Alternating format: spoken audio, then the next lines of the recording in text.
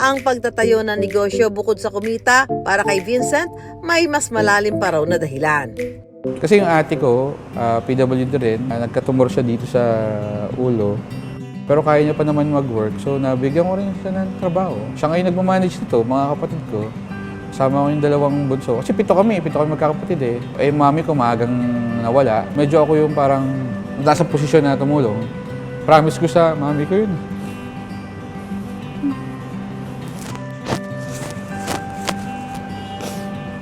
Nung nawala siya, parang ano ko na, naging mission ko ba?